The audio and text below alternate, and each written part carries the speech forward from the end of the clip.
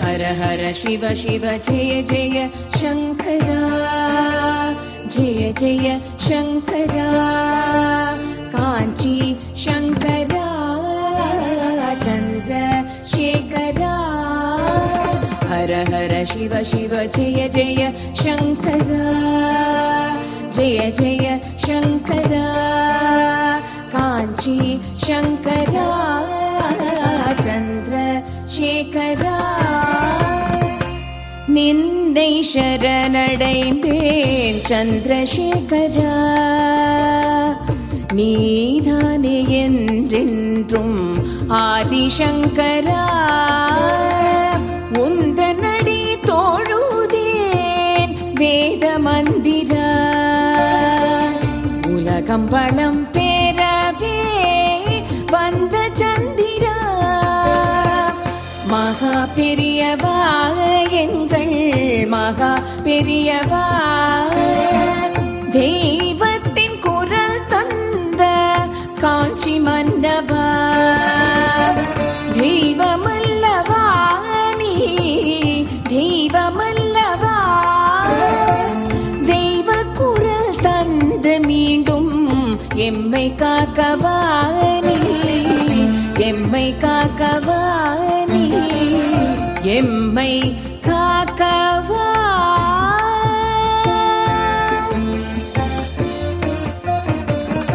ஒரு நாள் இதே போல் அந்த கார்வேட் நகரில் வேதபுரி அங்கேருந்து வந்தார். பெரியவா சாப்பிட்ட பெட்ச பிரசாதம் இருக்குது, சாப்பிட்றீங்களா அப்படின்னு.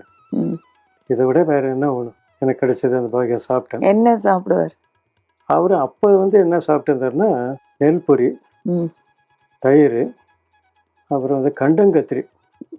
யாருமே அதை சேர்ண்டவே மாட்டாங்க. அது பாட்டு என்னது கண்டங்கத்திரி? கண்டங்கத்திரி முள்ளெல்லாம் இருக்கும், ஒரு சின்னதாக காய் மாதிரி காய்க்கும் அந்த கண்டங்கத்திரி.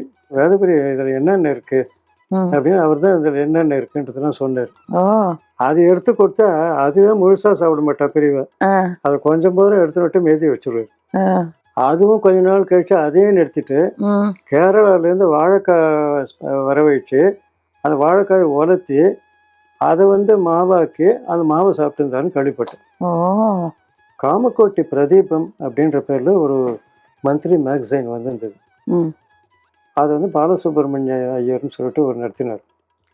பெரிய ஒரு நாள் என்ன பண்ணுறா, நம்ம மடத்துக்காக ஒரு பத்திரிக்கை நடத்துவியார். அவருமே சாதாரணமாக நினச்சேன்னு நடத்திடலாமே, நடத்துகிறேன்னு. உடனே நடத்திடலான்னு சொல்லி நான் சொன்ன கண்டிஷன்லாம் உனக்கு தெரியுமோ? முதல்ல இதை பெரியவா நடத்த சொன்னான்னு யாருக்கிட்டையும் போய் சொல்லக்கூடாது. ரெண்டாவது, கடைக்கு இதை அனுப்பக்கூடாது. மற்ற பத்திரிகைகள்லாம் அனுப்புறது கடைக்கு அனுப்பக்கூடாது. அட்வர்டைஸ்மெண்ட் வாங்கக்கூடாது. ஒரு பத்திரிகைக்கு என்னென்ன வேணுமோ அது எதுவுமே கூடாதுன்ட்டார் பெரியவா. அதனால் யாராவது டொனேஷன் கொடுத்தா வாங்கிக்கோ.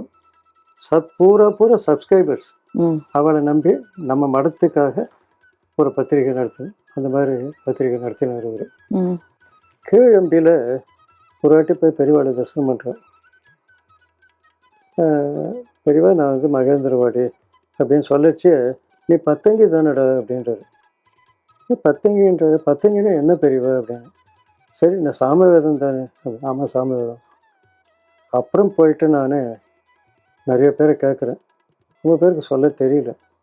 அப்புறம் திருநாவுக்கரசு சுவாமிகளுடைய தேவாரத்தில் 6 அங்கம் 4 வேதம் ஆனாய் போற்றி அப்படின்னு பரமேஸ்வரனை பாடுறாரு. அதாவது 4 வேதத்துக்கு 6 அங்கம் இருக்குது. அந்த 6 அங்கத்தையும் 6 நாளும் 10ன்ற கணக்கில் சொல்கிறார். சரி, இங்கே எப்படி அது சம்மந்தப்படுறது அப்படின்னு பார்த்தா, சாம வேதத்துக்கே 10 அங்கம் இருக்கிறதா சொல்கிறார். அதனால் அந்த மகேந்திரவாடிக்கு 1944 பெரியவா போகிறார். போன சமயத்தில் அங்கே இருக்கிற விவாடெல்லாம் பார்த்துட்டு அந்த சாம வேதம் படித்த விவாடெலாம் அதெல்லாம் அந்த விஷயமெல்லாம் தெரியும். பின்னாடி அது ஞாபகம் வச்சிருந்து அந்த ஊரை சேர்ந்தவா போக வச்ச பெரியவா அதை கேட்டு தெரிஞ்சுக்கிறேன். அந்த மாதிரி விஷயம். சந்தவேலூர்னு ஒரு ஊர் இருக்குது. அது எங்கே இருக்குன்னா, சென்னை பெங்களூர் ஹைவேல சுங்குவார் சத்திரம்ன்ற ஊர் இருக்குது. அது பக்கத்தில் சந்தவேலூர்னு ஒரு ஊர். அங்கே மடத்துக்கு ஒரு சின்னதாக ஒரு சத்திர மாட்டம் ஒன்று இருந்தது. பெரியவா நடந்து வர காரணத்தினால சந்தவேலூரில் கட்டாயம் தங்குவார். ஒரு வாட்டி போய் சந்தவேலூரில் போய் பெரியவாட தரிசனம் பண்ணேன். அப்போ பெரியவா என்ன பண்ணார், நீ சாமவேதம் தானே, ஒரு சாமமாவது கற்றுக்கூடா நீ அப்படின்னாரு.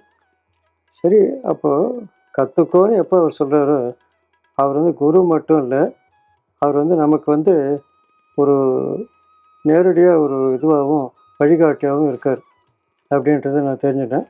கொஞ்சம் கொஞ்சம் நான் வந்து கற்றுக்கிறதுக்கு இது பண்ணி முயற்சி பண்ணி ரொம்ப பெருசாக கற்றுக்க முடியல, பல காரணங்களால் வந்து முடியல. ஒரு சிலது ஏதோ தெரிஞ்சுக்கிறதுக்கு நான் சில ஏற்பாடு நடந்தது. அது மாதிரி ஆச்சு. அப்புறம் சுமங்கலின்னு ஒரு ஊர். இந்த சுமங்கலின்றது ஒரு வாட்டி இந்த மாங்காட்டில் முதல்ல புதுசாக 1973 போனப்போ இந்த கோவிலுக்கு வந்து ஒரு புஸ்தகம் போடணும்னு எனக்கு மனசு. நானும் எனக்கு பெரிய சம்பளம் ஒன்றும் அதிகமாக கிடையாது, என்ன செய்யறதுன்னு பார்த்தேன். சரின்னு ஏதாவது ஒரு அட்வர்டைஸ்மெண்ட்டு 2 பேர் வாங்கலாம்னு சொல்லிட்டு 2 அட்வர்டைஸ்மெண்ட் கிடச்சி இந்த அட்வர்டைஸ்மெண்ட்டை வாங்கி புக்குக்கு டைட்டில் வந்து ஒரு பெரிய சம்ஸ்கிருத ஸ்காலர் ஒருத்தர் மங்களம் தந்திரும் மாங்காட்டு அம்மைன்னு வெய்யு அப்படின்னு சொன்னார். அதே போல் மங்களம் தந்திரும் மாங்காட்டு அம்மைன்னு சொல்லி சின்னதாக ஒரு 16 பக்கம் ஒரு புஸ்தகம் போட்டேன். இந்த புஸ்தகத்தை பெரியவாக்கு முதல்ல கொண்டு போய் காமிச்சு விடணும், அப்புறம் தான் மற்றவர்களுக்கு கொடுக்கணும்னு நினச்சிட்டு நேராக காஞ்சிபுரம் போனேன். பெரியவா மடத்தில் இல்லை, ஜெயேந்திர சுவாமிகள் இருந்தார். அவர்கிட்ட புஸ்தகத்தை கொடுத்தேன். அவர் வந்து பிரசாதமெல்லாம் கொடுத்தாரு. அப்புறம் ஜெயேந்திர சுவாமிகிட்ட பெரியவா எங்கே இருக்கார், அவர் சுமங்கலியில் இருக்கார் அப்படின்னு. சரின்னு சொல்லிட்டு, இல்லை கலவைக்கு போயின்னு இருக்கார் அப்படின்னு. சரின்னு நான் என்ன பண்ணேன், கலவை பஸ்ஸில் ஏறிட்டு பெரியவர் எங்கே இருக்கார், காத்தால் வந்து சுமங்கலியில் இருந்தார், இப்போ அங்கே இருக்காரான்னு தெரியல, நான் சுமங்கலிக்கு டிக்கெட் தரேன், அங்கே இருக்காரான்னு செக் பண்ணிவிட்டு அப்படி இல்லைன்னா உங்களுக்கு ஃபர்தராக நான் வந்து இது பண்ணுறேன் அப்படின்னு சொல்கிறேன். அப்புறம் விஜயாச்சார் சுமங்கலி, அது ப்ரைவேட் பஸ்ஸு, கர்மசத்தியாக விஜயாச்சார். அப்புறம் சுமங்கலி இருந்தார். நேராக போகிறேன், பெரியவா கிட்ட அந்த புஸ்தகத்தை கொடுக்குறேன். பெரியவா காஷ்டம் மௌனம். ஆனால் புஸ்தகத்தை மேலே தலைப்புலேருந்து கடைசி வரைக்கும் படித்தார். படிச்சுட்டு ஆசீர்வாதம் பண்ணி என்கிட்ட அந்த புஸ்தகத்தை கொடுத்தார். அந்த ஊர் பேர் சுமங்கலி. நான் எழுதியிருந்து அம்பாளை பற்றி எழுதியிருக்கேன். சரி, இன்னொரு விசேஷம் என்னென்னா, பிற்பாடு தான் எனக்கு தெரிஞ்சது மகேந்திரவாடியே எங்கள் சொந்த ஊர் இல்லை, வேற ஒரு ஃபேமிலி ட்ரீ கிடைச்சது ஒரு ஃபேமிலி மூலமாக. அதில் பார்த்தா சுமங்கலி தான் எங்கள் சொந்த ஊர்னு தெரிய வந்து. அது ஒன்று. அந்த ஊரில் சுமங்கலி மாமின்னு ஒரு மாமி இருந்தாள். மடத்தில் அப்படி தான் பேர், அந்த மாமிக்கு சுமங்கலி மாமின்னு பேர். ஒரு நாள் பெரியவா என்ன பண்ணுற, ஒரு சாஸ்திரிகள் ஒருத்தர், அவரும் இந்த மடத்து பாடசாலைகள்லாம் பாடசாலை வெங்கட்ராமன்னு பேர். பாடசாலை வெங்கட்ராமன் சொல்லுவார். பாடசாலை வெங்கட்ராமனை கூப்பிட்றாரு. அந்த மாமி அதை நிற்கிறாள், அந்த மாமி சுமங்கலியான்னு போய் விசாரிச்சுடுவா அப்படின்னு. இவருக்கு ஒரே பயமாக போயிட்டு, அந்த மாமி தேர்ப்பு சுமங்கலி, தலையில் புஷ்பம் வச்சுருக்கா, நெத்தியில் கொங்கு வந்திருக்குன்னு நினைக்கிறேன் மேகசின். என்ன அப்புறம் நேராக போயிட்டு கேட்கறதுக்கு பயந்து ஓடி போயிடுறாரு. அப்புறம் வேறு இன்னொருத்தர் கூப்பிட்றாரு, டேய் அவங்ககிட்ட சொன்ன, அவன் விசாரிக்கல, நீ போய் விசாரி அப்படின்னு. இவர் ரொம்ப ஜாக்கிரதையாக என்ன பண்ணுறாரு, சரி பெரியவா வார்த்தை தட்டக்கூடாது, அவரை மாதிரி போயிட்டா அப்புறம் இதுவாகும், ரொம்ப ஜாக்கிரதை கெட்ட போகாமல் தூரத்தில் இருந்துட்டு, பெரியவா நீங்கள் சுமங்கலியான்னு விசாரிச்சுட்டு வர சொன்னார்னு போய் கேட்குறாரு. ஆமாம் நான் சுமங்கலி தான் அந்த மாமி ஓடி வரா. அங்கே என்ன விசேஷம் அப்படின்னா, இந்த ஒரு கதை தான் அவள் எழுதியிருக்கா. நான் சக்தி விடலில் பெரிய கட்டுரையாக எழுதினேன். என்ன விஷயம்னா, இந்த மாசி மாதம் காரடையான் நோன்பு வருது. அந்த காரடையான் நோன்பு சில வீடுகளில் அனுஷ்டானம் பண்ணுறது உண்டு. சத்யவான் வந்து உயிரை வந்து யமதர்மராஜா எடுத்துன்னு போகச்ச சாவித்திரி வந்து சாமர்த்தியமாக மீட்டுண்டு வரா இல்லையா, அந்த சம்பவம் நடந்த இடம் அந்த சுமங்கலி. அந்த உருகாத வெண்ணையும் ஓரடையும் ஒரு நாளும் என் கணவர் அப்படின்றது நடந்தது அங்கதான். ஏன்னா அந்த காலத்துல அது காடா இருந்தது. அம்பாள் பேர் சுமங்கலி அம்மன்னே பேரு, சுவாமி பேர் சத்யநாதேஸ்வரர்னு பேரு. அதனால இன்னைக்கும் சத்யநாதேஸ்வரர். எங்க ஃபேமிலி ட்ரீல முதல்ல ஃபர்ஸ்ட் அந்த பிதாமகர் அந்த யாருன்னு கேட்டா அவர் பேர் சத்யநாத தீட்சிதர் அப்படின்னு வந்தது. அப்புறம் நேரம் சுமங்கலி போனட்டு சுமங்கலி போய் நான் போய் தரிசனம் பண்ணி அப்புறம் போனதுக்கு அப்புறம் தான் தெரிஞ்சது, அந்த கோவிலே அப்படியே ஃபுல்லாக செடி கொடியெல்லாம் மறைஞ்சி இருந்தது. பெரியவா போனப்போ எல்லாத்தையும் வெட்டி எடுக்க சொல்லிட்டு அந்த கோவிலுக்கு கும்பாபிஷேகம் பெரியவா பண்ணான்ற விஷயமும் எனக்கு தெரிய வந்தது. சோழிங்கபுரம் போகிற வழியில் பெருங்காஞ்சின்னு ஒரு ஊர் இருக்கு. சரி. இந்த ஊருக்கு பெருங்காஞ்சி ஏன்டா வச்சுருக்கான், காஞ்சிபுரத்துக்கு பெரிய காஞ்சிபுரம் சின்ன காஞ்சிபுரம்னு இருக்கே தவிர அது நிர்வாக வசதிக்காக வச்சிருக்காது, காஞ்சிபுரம் தான் பேர். ஆனால் இது போய் பெருங்காஞ்சின்னு வச்சுருக்கானே, சின்ன கிராமம், இதுக்கு ஏன் வச்சுருக்கான்? இது பெருங்காஞ்சின்னு வச்சோன்னா இருந்ததே 10 பேர் தான். அதில் ஒரு வெள்ளைக்காரன் ஒருத்தன் என்ன பண்ணால், ஒரு வைக்கோல் போர் இருக்குது, அது மேலே சாஞ்சுட்டு அவன் பாட்டுக்கு அப்படியே மௌனமாக பெரியவாளை பார்த்துட்டு இருக்கான். நான் வந்து எனக்கு அப்போ அந்த சமயத்தில் வந்து அதிகமாக புத்தியில் எதுவும் தோணலை. இது ஏன் பெருங்காஞ்சின்னு வச்சுருக்கான்ற பெரியவா கேட்குறாலும் நம்மளால பதில் சொல்ல முடியாது, அங்கே இருக்கா யாரும் சொல்லி பெரியவனை கேட்டு தெரிஞ்சுக்கிறதுக்கு எனக்கு பயம். அதனால் அது ரொம்ப ஏர்லி ஸ்டேஜ். அதனால் நான் என்ன பண்ணேன், நேரம் வீட்டுக்கு வந்துட்டேன். ஒரு 40 வருஷ காலம் நான் இது மனசுக்குள்ளேயே அப்படியே ஓடின்னு இருந்தது. சரி, எப்படியாவது இது பண்ணணும். அப்புறம் பார்த்தா பிரதி வருஷம் கருட சேவை நடக்கிறது காஞ்சிபுரத்தில். இந்த கருட சேவையில் உள்ளே இந்த பெருமாள் வெளியில் வரைச்ச 2 கொடையினால் அந்த பெருமாளை மறைக்கிறார். இது ஏன் மறைக்கிற அப்படின்னு விஷயம் கேட்டால், அங்கே வந்து அப்போ தான் சொல்கிறேன், அது தொட்டாச்சாரியார் சேவை அப்படின்னு. சரி, தொட்டாச்சாரியார் சேவைன்னு தொட்டாச்சாரியார் யார் அப்படின்னு பார்த்தா, சோழிங்கபுரத்து மலைக்கு ஏறுறதுக்கு கீழே அந்த தொட்டாச்சாரியார் சம்மந்தப்பட்ட ஒரு கோவில், வரதராஜ சுவாமி கோவில் இருக்குது, ஒரு குளம் இருக்குது, எல்லாம் இருக்குது, தொட்டாச்சாரியாருடைய விக்கிரகமும் இருக்குது, எல்லாம் இருக்குது. சரி, அப்படின்னு இவர் பண்ணார். இந்த விஷயத்தை கேட்டுக்கலான்னு பார்த்தா, ஒவ்வொரு வருஷமும் கருட சேவையை காஞ்சிபுரம் போய் இவர் தரிசனம் பண்ணிட்டு வருவார். ஆனால் வயசான காலத்தில் இவரால் போக முடியல. வரதா, என்னால் வர முடியலையே, நான் என்ன பண்ணுறதுன்னு அழறார். பெருமாள் பார்க்குறார், நீ வரவே வேண்டான்னுட்டு கருடம் மேலே ஏறி பெருமாளே போயிடுறார் தொட்டாச்சாரியருக்கு தரிசனம் கொடுக்குறது. ஆனால் காஞ்சிபுரம் தன்னுடைய இடத்த விட்டுட்டு, அவ்வளோ பிரமாதமாக கருட சேவை நடக்குது, அதை விட்டுட்டு பெருமாளே கருடம் மேலே ஏறி பறந்து வேற ஒரு இடத்துக்கு போன இடம் காஞ்சிபுரத்தை விட பெரிய ஊராக தானே இருக்கணும். ஆனால் அந்த இடம் அந்த பெருங்காஞ்சின்றது சோழிங்கபுரத்தில் ஒரு 10 கிலோமீட்டருக்குள்ளே தான் இருக்குது. சரி, 10 கிலோமீட்டர் தள்ளி இருக்கிற ஒரு ஊரை போய் இதில் எப்படி சம்மந்தப்படுத்தலாம்னு கேட்கலாம். ஆனால் அந்த ஊரில் அகஸ்தியேஸ்வரர் ஒரு கோவில் இருக்குது. அந்த கோவில் வந்து அகஸ்திய தீர்த்தம்னு இருக்குது. காஞ்சிபுரம் ஸ்தலபுரம் இது சோழிங்கபுரம் ஸ்தலபுரம் தீர்த்தம் படித்து பார்த்தோம்னா அதுக்கு 108 தீர்த்தங்கள் இருக்குது. அந்த 108 தீர்த்தத்தில் இந்த அகஸ்திய தீர்த்தமும் ஒன்று. அதனால் அந்த சோழிங்கபுரம், அந்த இது பெருங்காஞ்சி எல்லாம் பெரியவா அநேகமாக இதை தான் சொல்லியிருக்கக்கூடும். அது பிற்பாடு பெரியவா அனுகிரகத்தினால எனக்கு கிடைச்சிது. ஒரு பெரிய உபன்யாசகர் ஒருத்தர், பேர் சொல்ல வேண்டாம், அவர் வந்து என்ன பண்ணார், அசோக் நகரில் ஒரு பிள்ளையார் கோவில் உபன்யாசம் பண்ணிட்டுருக்கார். ஆடியன்ஸ் ரொம்ப கம்மி, 10 பேர் தான் இருக்கா. வால்மீகி ராமாயணம் சொல்லிட்டு இருக்கார். இந்த வால்மீகி ராமாயணத்தில் இவர் சொல்கிறாரு, ராமேஸ்வரத்தில் ராமர் சிவலிங்க பிரதிஷ்டை பண்ணல அப்படின்ற. இவ்வளோ பிரமாதமாக ராமநாத சுவாமின்ற வந்து மணலில் லிங்கம் பிடிச்சான்ற இதுன்ற இவ்வளோலாம் சொல்லிச்ச, இதுக்கு வடக்கேந்து அவ்வளோ யாத்திரிகர்கள் வர எல்லாம் அந்த சேத்துக்கரைன்ற இப்படி இருக்குச்சு. போய் இவர் வந்து சிவலிங்கமே பிரதிஷ்டை பண்ணல, நேரம் புஷ்ப விமானத்தில் சேதை கூப்பிட்டுன்னு அயோத்தி போயிட்டான்னு பேசுகிறாரு. என்னன்ட்டு அங்கேருந்து பெரியவா கிட்ட வந்து, பெரியவா இப்போ வந்து காஞ்சிபுரத்தில் இருக்கார், நான் சென்னையில் வந்து பெரியவாளை நினச்சிட்டு, என்ன பெரியவா இப்படிலாம் பேசுகிறாரு, இவர் பதில் நான் போய் அந்த இடத்துல என்னால் கொடுக்க முடியாது போயிடுது. ஒரு புத்தகத்தை எடுத்து பிரிக்கிறேன். கரெக்டாக நான் எதிர்பார்த்தபடி பெரியவா ஆன்சர் பண்ணுறாரு. எப்படின்னா கலைமகளில் அவர் பேசின ஒரு இதை வந்து போட்டிருக்கேன். அது எனக்கு ஒரு புக்கை திறந்தவுடனே அது கிடைக்கிறது. எப்படி எனக்கு ஆச்சரியம். அப்போ பெரியவனே ஆன்சர் பண்ணுறாப்புல, ராமேஸ்வரத்தில் மட்டும் ராமர் சிவலிங்க பிரதிஷ்டை பண்ணல, அயோத்தி போகிற வழியில் எல்லா ஊர்லேயும் சிவலிங்க பிரதிஷ்டை பண்ணியிருக்காரு. அது அத்தனை ஒன்று ராமலிங்கம்னு இருக்கும், இல்லை ராமநாதன் இருக்கும் அப்படின்னு சொல்லிட்டு, இதனை வால்மீகி ராமாயணத்தில் சொல்லலையேன்னு சில பேர் சொல்லுவா.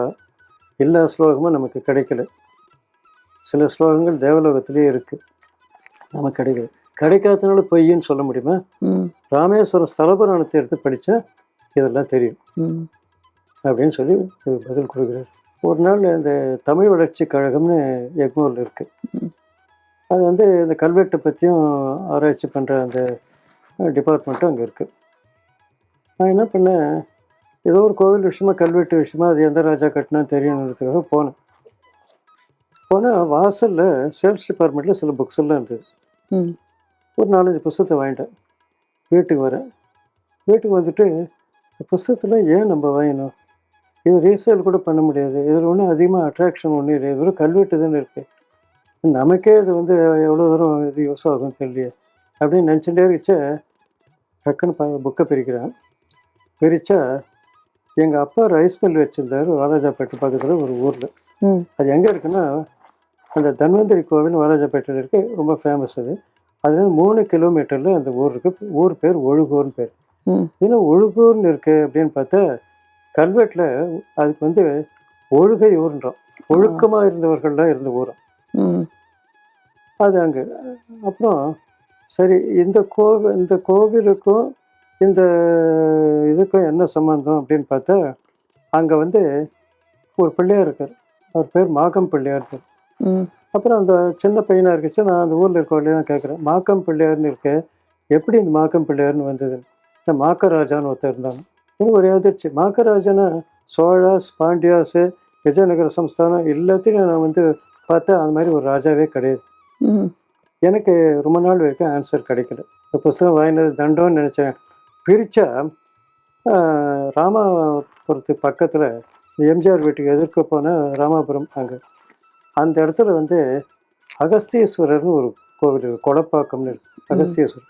அது சென்னை நவகிரகத்தில் சூரியனுடைய க்ஷேத்திரம். அது அந்த கல்வெட்டை வந்து இதில் போட்டிருக்கான், அந்த நான் வாங்கினது புக்கில் போட்டிருக்கான். அது ஆச்சரியமான விஷயம் என்னென்னா, ஒரு ராஜா, அவன் பேர் வந்து பார்த்தவேந்திராதிவர்மன்னு பேர். இந்த பொன்னியின் செல்வன் சமாச்சாரம்லாம் இப்போ ரொம்ப அடிபட்டது இல்லையா, அதில் பார்த்தவேந்திராதிவர்மன்றவன் ஒரு ரோல் இது.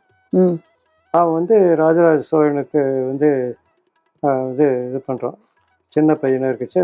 அவனும் வந்தியத்தேவனும் சின்ன வயசில் வந்து அவனுக்கு இது பண்ணுறான்.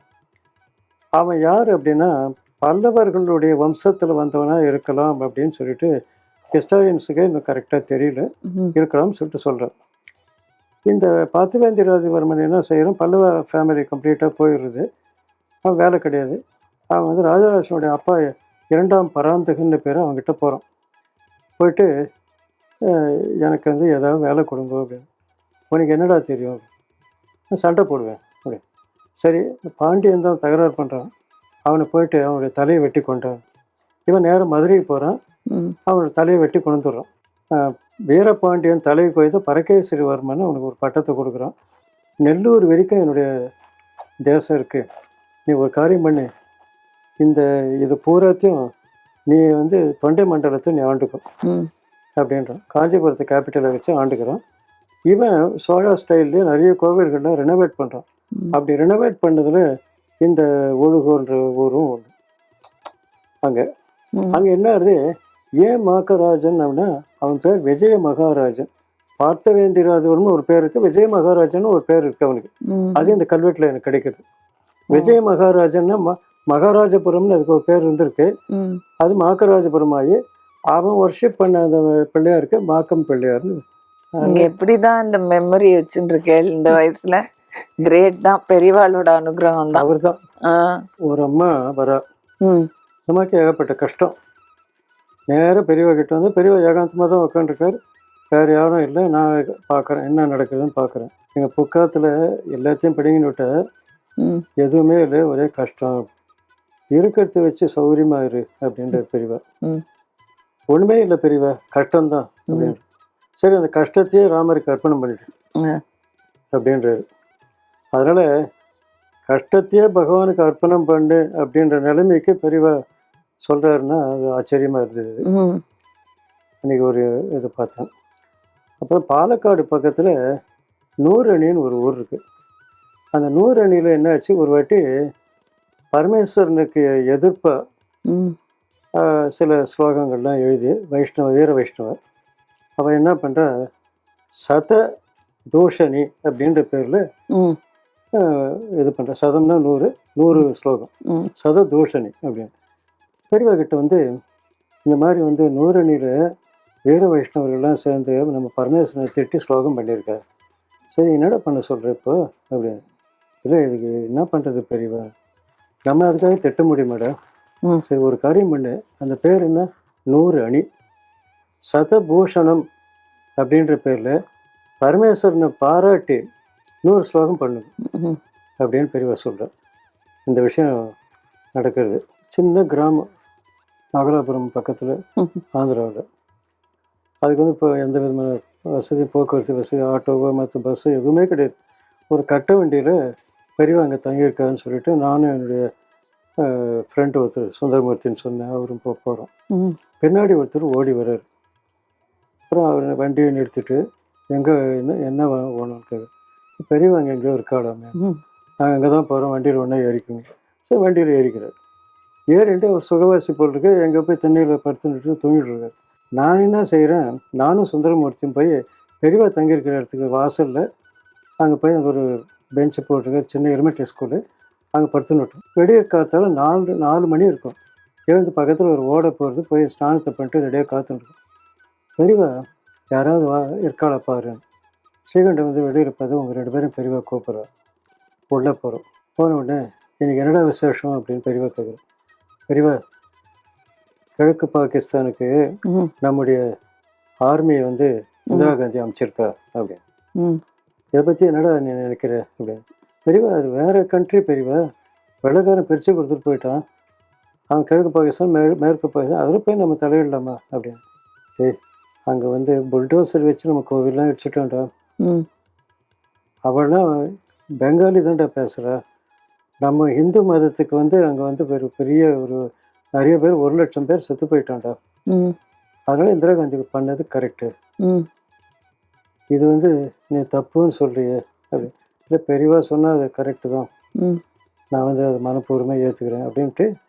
ராஜாஜி கூட ஸ்வராஜா பத்திரிகையில் இதை பற்றி அவர் என்ன எழுதியிருக்காரு அப்படி. இல்லை, இது மாதிரி வந்து வேறு கண்ட்ரி விஷயம் அதை தலையிடக்கூடாது அப்படின்னு.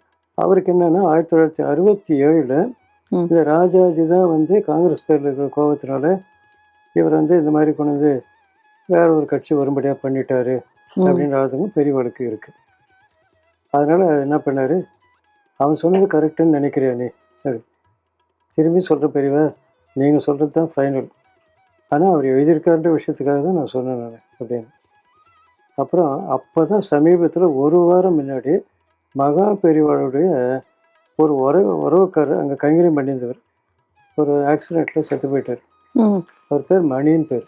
சரி. மணி செத்து போனது கூட எனக்கு துக்கமாக தெரியலடா.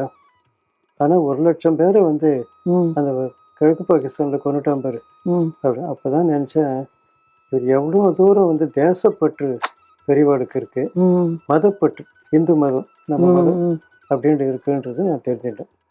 நல்லா இருந்தது மாமா. ஒரு 4-5 வருஷம் முன்னாடி சிவராமன், சிவசாகர சிவராமன் வந்து சிவன் சார் ஆராதனை நடக்கிறது, நீங்கள் வாங்கன்னு சொல்லிட்டு டி நகரில் ஒரு இடத்துக்கு வர சொல்லி சொல்கிறார். சரி, நான் போகிறேன். போனால் எனக்கு முக்கியமாக என்னென்னு, இப்போ சிவன் சார் ஆராதனை பார்க்குறது ஒரு பக்கம் இருந்தால் கூட, அந்த சுப்பினியும் சிவன் சார் கூடவே இருந்தார் ஒருத்தர். அவர் வந்து அந்த ஊர் இவர் அந்த ஊரில் மிராஸ்தார் ஒருத்தருடைய பிள்ளை, திருவெண்காட்டில் 15 வருஷ காலம் சிவன் சார் இருந்தார். அதனால் அந்த சுப்பினின்றவர் பார்க்கணும், அவர் ஃபோனில் பேசியிருக்கேன், பார்க்கணுன்ட்டு போகிறேன். போனால் இவர் சிவராமன் கிட்ட கேட்குறேன், சுப்பினி எங்கே இருக்கார், வாசலில் இருக்கார். அப்புறம் சுப்பினி கிட்ட போய் நான் தான் உமாசங்கர் பேர் அப்படின்ட்டு, அவரும் ரொம்ப சந்தோஷம் விட்டு ஜூஸ் சாப்பிடுங்க அப்படின்ட்டு திராட்சை இது கொடுக்குறாரு. சுப்பினி இது வந்து ஒரே ஐஸ் எல்லாம் ஒரே சில்லுன்னு இருக்குது, என்னால் சாப்பிட முடியாது, தொண்டை போயிடும், அதெல்லாம் பெரியவா பேரில் பாரத்தை போட்டு சாப்பிடுங்க அப்படின்னு. சரின்னு சாப்பிட்டு வரேன். சாப்பிட்டு அன்றைக்கி நைட்டு வந்தால் ராத்திரிலேருந்து என்ன ஆகிப்போச்சு, பேசவே முடியல. 3 நாள் பேச்சே கிடையாது, பேச்சே தொண்டையே வரல. இது வந்து சித்தியானத்துக்கு அப்புறம் நடந்த விஷயம். அது தொண்டையே வரலையே, இது மாதிரி இருக்குன்னு ஏன்டி யாரையும் போய் பார்க்க எனக்கு இஷ்டம் இல்லை. காரணம் என்னென்னா, ஒருவேளை ஏன்டி போய் பார்த்து மருந்து கொடுத்து சுமார் ஆகலாம், ஏன்னா இது தொண்டை விஷயம். இல்லை ஆப்ரேஷன் பண்ணுறேன், அது பண்ணுறேன்ட்டு தொண்டையை கருத்து இருக்கிறதும் போயிட்டு அடியோடு பேச விடாது பண்ணிவிட போகிறேன்னுட்டு ஒரு பயம் வந்துடுது எனக்கு. நான் பெரியவா, எனக்கு தொண்டை பேச முடியல, நீ தான் என்னை காப்பாற்றணும். நான் யார்கிட்டையும் எந்த ஏன்டி ஸ்பெஷலிஸ்ட்டையும் போக போகிறதில்லை. வீட்லேயே நான் வந்து பேசணும் ஆரம்பித்தா குரல் எப்படியோ போகிறது, எங்கள் மாமிக்கு புரியல. எழுதி காட்டுற ஸ்டேஜ் வந்துடுது, என்ன பண்ணுறதுன்னு தெரியல. ஆனால் முதல்ல ஃபீவர் கொஞ்சம் இருந்து ஃபீவர் சரியாகிடுச்சு, ஏதோ ஒரு டாக்டர் மருந்து கொடுத்தார். அப்புறம் தொண்டை நன்னா இருக்குன்ற. அந்த டாக்டர் பார்த்துட்டு எனக்கு தெரிஞ்ச ஒரு MBBS டாக்டர் லேடி, தொண்டை நல்லா இருக்கு, ஒன்றும் இது இல்லை அப்படின்னு. சரி, ஃபர்தராக வந்து இதை நம்ம வந்து இன்வெஸ்டிகேட் பண்ணக்கூடாதுன்னு சொல்லிட்டு 3 நாள் நான் சகிச்சுட்டு இருந்தேன். ஒரு நாள் வெடியற் காத்தால ஃப்ரிட்ஜை எதுக்கோ திறக்கிறதுக்கு எனக்கு ஒரு ஆக்ஜம் வந்தது. ஃப்ரிட்ஜை திறக்கிறேன், திறந்த உடனே அதில் சொக்கு இருக்கு. அந்த சொக்கை எடுத்து வாயில் அடைக்கணும் பாருங்க, அடுத்த நிமிஷம் பேச்சு வந்தது. அடுத்த நிமிஷம் மணி 4:30. சரி, உஷத்காரம். உடனே ஒய்ஃப் தூங்கிட்டு இருக்கா. அப்புறம் எனக்கு பேச்சு வந்துடுத்துன்றேன். உடனே தூக்க கழகத்தில் ஒன்றும் புரியல. நான் சொல்கிறேன், ராத்திரி படுத்துலாம் கூட எனக்கு பேச்சு வரல, இந்த சொக்குக்கு இவ்வளோ இதுவா? பெரியவா வந்து எனக்கு இது பண்ணுறாரு. விஷயம் என்னென்னா, எங்கள் அப்பா வந்து ரைஸ் மில் எடுத்த சமயத்தில் அந்த கேஷெல்லாம் போடுற இடத்துல ஒரு சொக்கும் போட்டு வைப்பார். சொக்குக்கு மிஞ்ச மருந்தும் இல்லை, சுப்பிரமணியம் வந்து தெய்வம் இல்லைன்னு சொல்கிறது. பெரியவா பேர் சாமிநாதன் தான் பேர். அப்படி இருந்துச்சு, சொக்கு சாதாரண ஒரு சொக்கு 3 நாள் பேசாதவனே சொக்கு மூலமாக பேச வச்சார். இதுவரை திரு மகேந்திரவாடி உமாசங்கர் அவர்கள் ரொம்ப அருமையா அவருடைய அனுபவங்களை நம்ம கிட்ட பகிர்ந்துட்டா. நிறைய விஷயங்கள் இதுல நம்ம கேட்டு தெரிஞ்சுட்டோம். அவர் இந்த நிகழ்ச்சிக்கு வந்ததுக்கு நாங்கெல்லாம் ரொம்ப பாக்கியம் பண்ணியிருக்கோம். ரொம்ப சந்தோஷமாமா நீங்க இந்த நிகழ்ச்சியில கலந்தது. மகா பெரியவாளை பற்றி பேசுறதுக்கு ஒரு பெரிய பாக்கியத்தை எனக்கு வந்து நீங்கள் ஏற்படுத்தி கொடுத்துருக்கீங்க சங்கரா டிவி மூலமா. அதனால பேரே சங்கரா, அதனால என் பேரும் உமாசங்கரன். அதனால ரொம்ப நாள் கழிச்சு பெரியவா கூடவே இருக்காப்புல எனக்கு வந்து தரிசனம் பண்ணுறாப்புல அந்த ஒரு காட்சி எனக்கு கிடைக்கிறது. இந்த அரிய நிகழ்ச்சியில வந்து நான் கலந்துட்டது ரொம்ப சந்தோஷம். இதுவரை திரு மகேந்திரவாடி உமாசங்கர் அவர்களின் பல சுவாரஸ்யமான அனுபவங்களை கேட்டு தெரிந்து கொண்டோம்.